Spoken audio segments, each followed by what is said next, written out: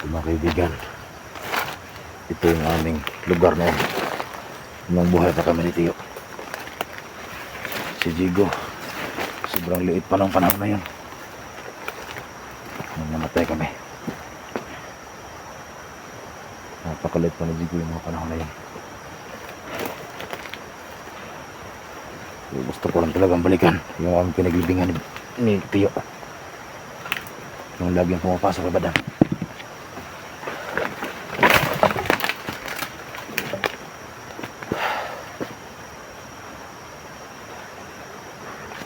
So kanina may napatay ng dalawa. So wala talaga kung planong pumatay. Natawahan sa Supremo ngayon. Kasi ang pakay ko lang talaga ay mabalikan ko ang dati ng bahay noon. Pero dahil may humarang, wala tayong magagawa.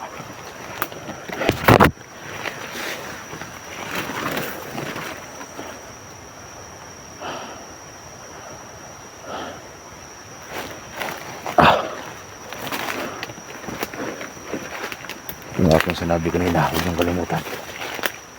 Kasi yung aking kapatid na si Tiyo, tutulong siya sa mga bihag na yun.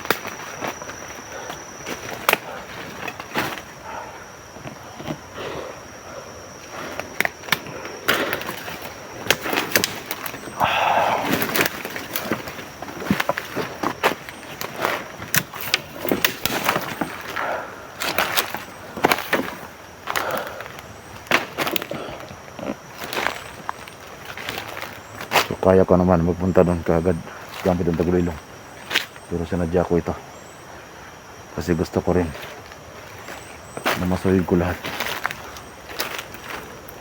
itong area namin noon nung buhay pa kami.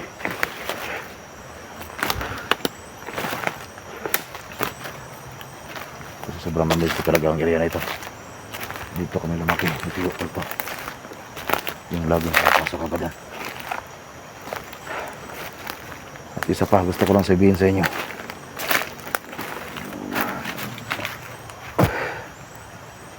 na si Jigo ang inutusan ko kung papayag ba si Badan na papasok yung aking kapatid sa kanya. Subuti pumayag si Badan ng panahon na yan, kasi nga sinabihan sa Jigo kung papayag ba siya na pumasok yung kanyang tito sa katawan ni Badan. Kasi yung aking kapatid, yung tito ni Jigo, ay noon pa talaga gusto yan sa manid. Pero ang gusto yan sa nipan, yung may malakas na pangangatawan. Kasi itong aming kaluluwa, hindi ito basta-basta makapasok. Kapag mahina ang katawan, mapapasokan namin. Kaya buti pumayag si Badan na pumasok yung kapatid ko sa kanya. At abangan nyo talaga, abangan nyo, kasi tutulong kami dalawa. At ibarasal nyo rin mga kaibigan na makapag-alay ulit ako ng kambing, makapag-alay si Jigo, para babalik lahat ng lakas na nawala sa akin. Kasi nga bumuhay ako ng dalawang patay.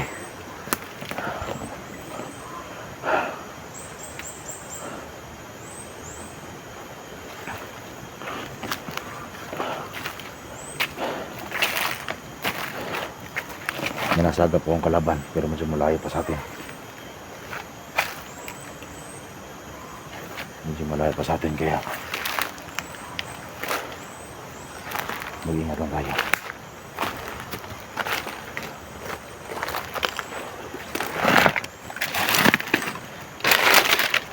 Kasi kahit di kapangyarihan tayo, hindi pa rin tayo bigyan sa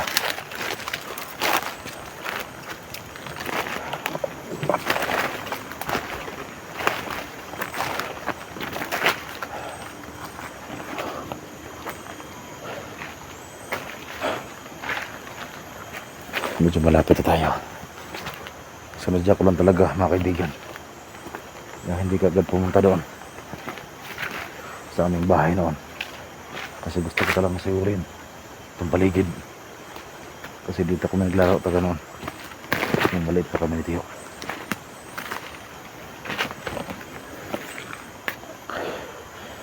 Ito mga kawayan na ito hanggang ngayon meron pa rin.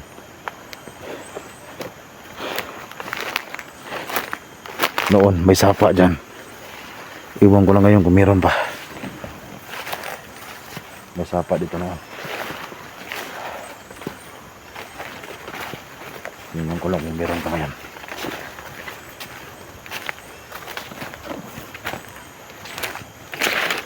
Wala na. Siguro pag ulan ang malakas baka magkaroon ito. Ito sapa to. Malakas ang tubig dito noon. Ito. Dito ko manliligo. Yung aking kapatid na si Tiyo noon. Doon din may tubig pala doon.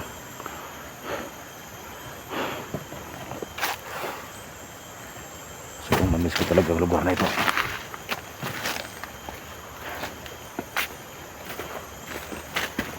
Sobrang dami lang ng pumapasok sa mata.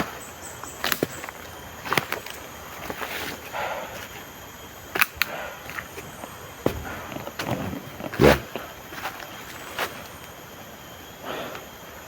Sobrang lakas ng tubig dito noon. Sa tagal ng panahon. Baka yung sapa, baka nag-iba ng direksyon. Saka itong kawayan na nasa likuran natin. Napakatagal na ito. Pati yung sunahan.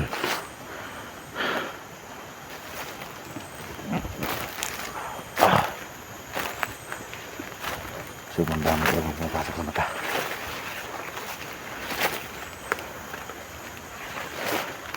May nasagap na akong kalaban. Nasa unahan lang.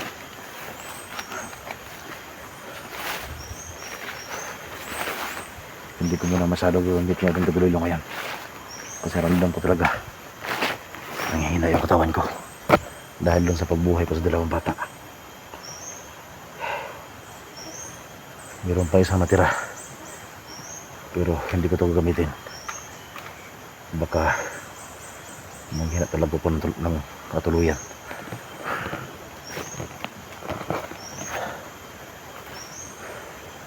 May kalaban ako napansin dito. Ito noon may sapa din to noon. Dito. Pero ngayon parang naubos na yung tubig dito. Kasi dalawa to. Dito tsaka doon.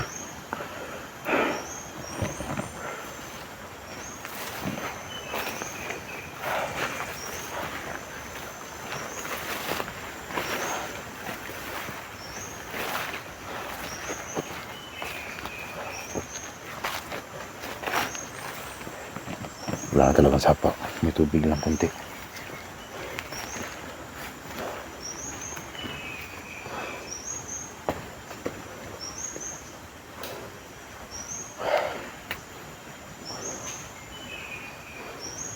May kalaban dito. Nasarapan ko na. Yan o. Nakaabang pa sa akin to. Pero alam ko naman na hindi niya ako nakita. Patulog pang gago. Bade. Tulog ka dia, Bade. Ako to, tauhan ng supremo. Huwag kang magbigyan ng kumpiyansa, Bade. Baka may vlogger makapasok dito. Ay, pala ng kumpiyansa ba? Kapoy ka? Kapoy. Cellphone ako, kita na ko. Telepon na. Cellphone sa vlogger ba? Kuha na ko. Telepon na. Cellphone eh.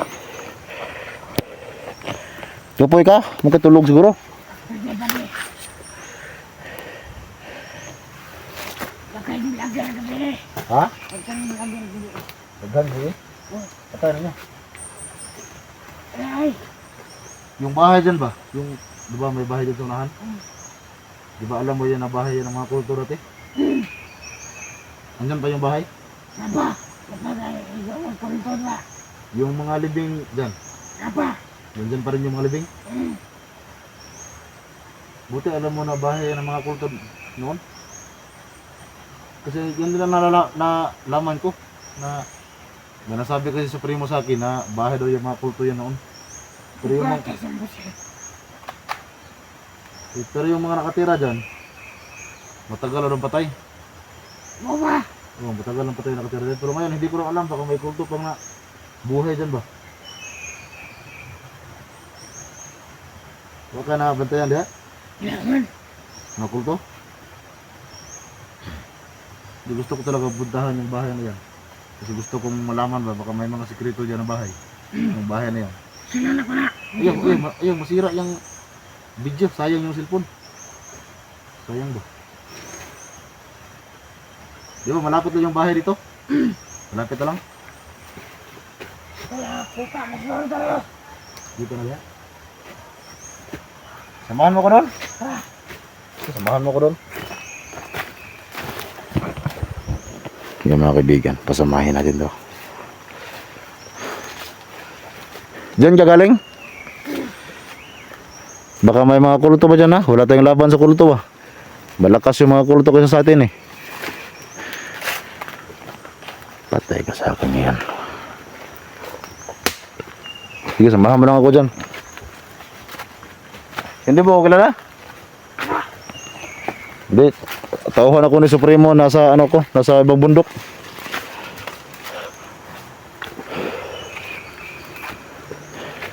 Yan yung bahay namin mga tol.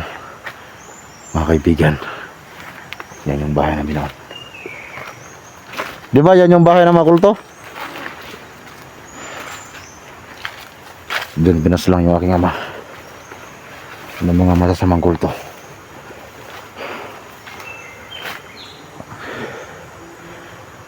At saka ako, diyan din ako pinatay. Buti si Jigo ay nakaligtas sa traheda na yan.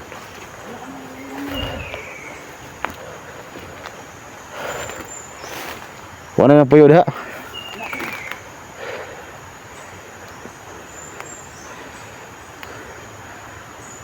Yan mga tol, yung mga kaibigan. Yan yung bahay namin noon.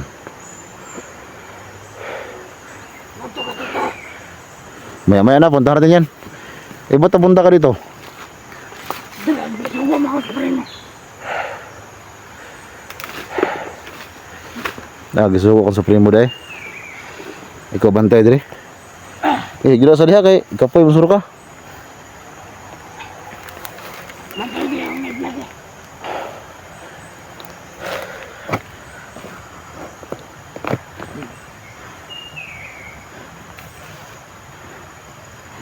Ano na kapandan? Primo. Na, hindi ko alam kung nasang Supremo ngayon. Baka naghanap yun ng chicks. Ay, wala ka ito ganun na. Manangad to. Kapag yung bayan, kamamit ang bakit. Nagpunta sa ng bar? Naghanap ng babae? At saka sa bayan. Bayan? Akala ko bar. Sisika yan ba? Bar kasi yung narinig ko sa'yo eh. Huwag sa katiyawa sa bayan. Tuwag sa diha, ay sagkuhan. Matulog ka muna. Baka patulogin kita ngayon ng tuluyan. Isa? Hindi.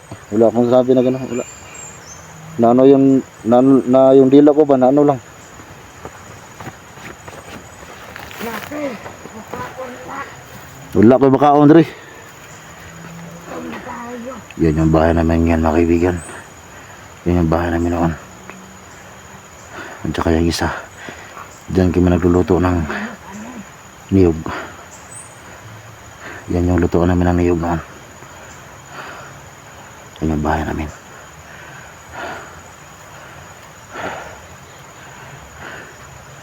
Sobrang na-miss ko talaga ang bahay na ito. Pero dyan kami pinaslang. Pati yung lolo ni Jigo dyan din pinaslang. At pati yung si Tio, yung pumapasok kay Badan. Puti si Jigo ay nakatakas. Hindi, may sinabi lang ako sa video. Pero may nagtakas kay Jigo kasi kung wala, malamang si Jigo mamamatay din sa bahay na yan. Gusto ko lang silipin tong Ano ba di? Bahay ng hapon ko. Hindi yung tulog ba di? Tura ka? Ano ang ano mo? Siya. Wala. Sabi ko ba, yan yung bagay sa'yo. Huwag ka galit. Ayo. Kasamahan tayo. Masih na lang ako na ba di? Ba't naman ka? Pagkakamatay na. Ha? Pagkakamatay na. Ay, relax lang busili mo. Anong tanong ba?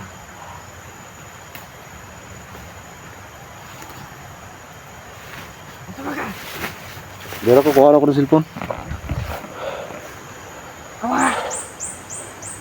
Katay ka ron! Hindi mo ba alam? Baday, hindi mo alam baday? Saman! Na itong bahay na ito. Wala baday. Pero meron na talaga akong gustong sabihin sa'yo baday. Sama na! Hindi mo ba alam? Na! Hindi mo ba alam itong bahay na ito kung sino to? Ha? Hindi mo alam? Sama ka! Hindi mo alam? Di ba alam mo na bahay ito ng mga kulto? Ha? Dahil naman lang kaya mga gusto na kawa. Nag-iba ang aking boses. Dahil sa akong kulto.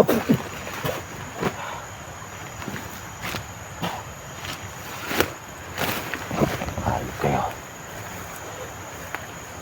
Ito yung bahay ng mga kaibigan. Sobrang namiss ko talaga ang bahay na ito.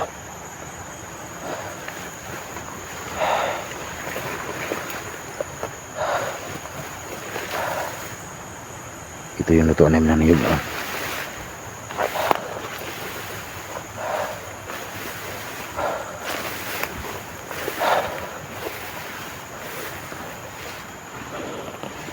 Hanggang ngayon, buhay pa rin yung lutuan ng niyog. Ito. Yan ang bahay namin. Matagal na panahon na.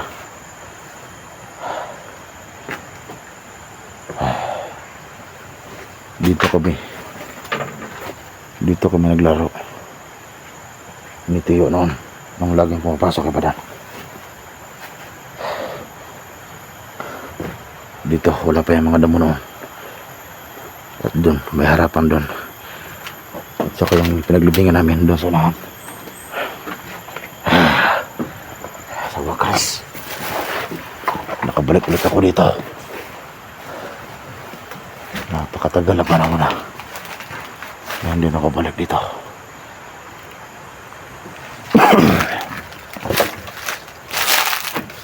Dito. Ito yung lutuan namin ng niyog.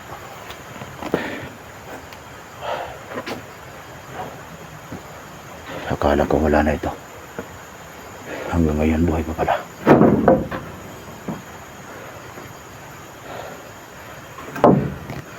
Yan.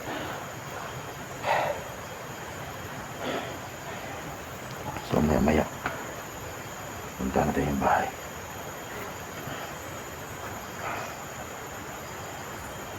Sobrang namiss ko talaga itong lugar na ito. Ang problema lang, dito kami pinaslang lahat. Buti nakataka si Chico. Maya puntahan natin kung saan yung mga libing namin. Yung libing ko, yung libing ni Tiyo, yung pumapasok kay Badan, at saka libing ng lolo ni Chico. Pupuntahan tayo maya. Kailangan ko lang muna tingnan dito.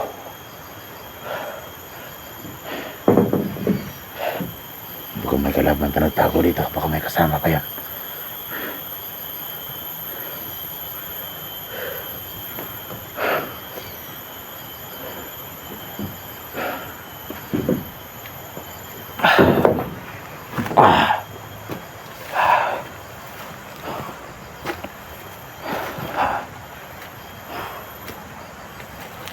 Tingnan ko lang ito ang paligid.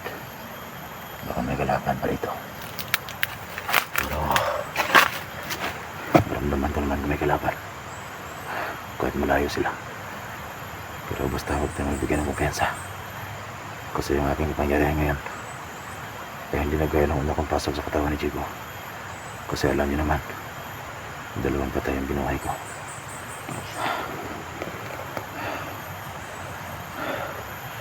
Yung libing namin, yung libing ko, yung libing ni Tiyo, yung libing nila ama, yung lolo ni Jigo, pati yung lolo ni Jigo nandyan.